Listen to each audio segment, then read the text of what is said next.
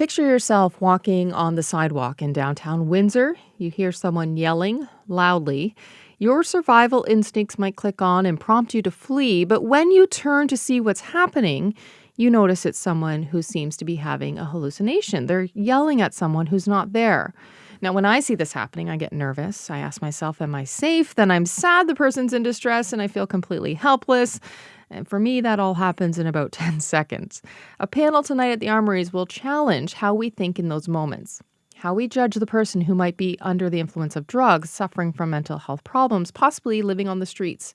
Renee Biss is part of this discussion. She's a psychology professor at the University of Windsor who specializes in brain disorders and the makeup of the brain. She joins me in the studio now. Good morning. Good morning. So describe for our listeners what might be going on when a person's hallucinating and they're yelling. What in their brain triggers this? So if you see somebody on the street acting strange and erratically, it's hard to know exactly what could be going on. So they could have schizophrenia and be experiencing a hallucination. They could be hearing scary voices saying mean things to them in their mind. They could be on a substance that's making them act erratically and irrationally and perhaps even violently. It could also be somebody who has a developmental disability where, they're confused about what's going on. They're in an unfamiliar environment and they're not sure what to do. So it's hard to know exactly what to do. If it is schizophrenia, what triggers it in the brain? So schizophrenia is super complex. There's a genetic cause. There are brain differences in people with schizophrenia. So there's some areas of the brain that are actually smaller. And there's also lots of evidence that, early types of small brain damage can make people more at risk of developing schizophrenia. And when we see these episodes happening in public, is there something that maybe triggers it? Is it a traumatic event? Is there something that just happened that now it's sort of set this off for them?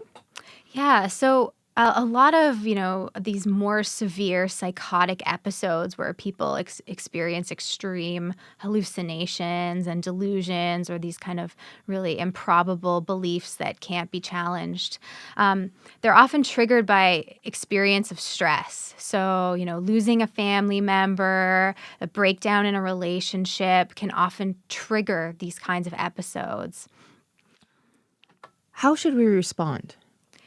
So we have some people at our panel tonight who have a lot of expertise in responding to people in crisis. So other people are going to address that, I think, really nicely in our panel tonight. But I think in the moment, you have to use your just common sense, right? Give people space. You don't know exactly what they're experiencing. But at the same time, we have to be careful at, using these visible examples of mental illness to really drive, our thoughts about what mental illness is. Expand on that because there are more invisible symptoms. So what could those look like?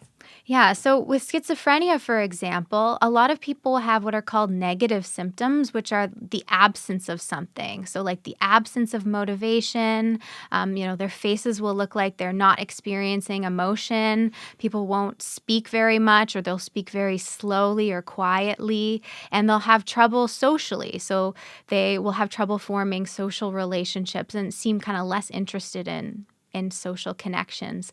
It's actually those symptoms that are most problematic for people in terms of holding employment and helping with their relationships. And so stuff like that's less visible can be, much more can affect people way, way more. If we know people with mental illness and we see them sort of slipping into a depression or going a bit manic, what should we do to should we point that out? Should we give them space? I know that's kind of a conflict, but what should we do? It's so hard, and it really depends on your relationship with a person. I mean, these are health conditions that, seeing a doctor, getting access to medical care and medication, if needed, is going to be really important. So I would, talk to somebody about seeing a doctor, and providing social support. We know that social support is really, really important for helping people with mental illness do better. And so continuing to be a friend as much as you can and just being there for the person is going to help them out a lot.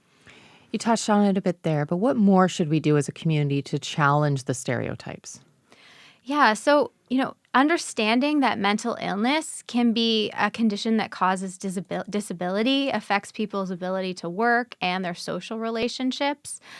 So, people with mental illness need support from the community. Families where somebody has mental illness need support, whether it's, financial support or help to give family members a break every once in a while.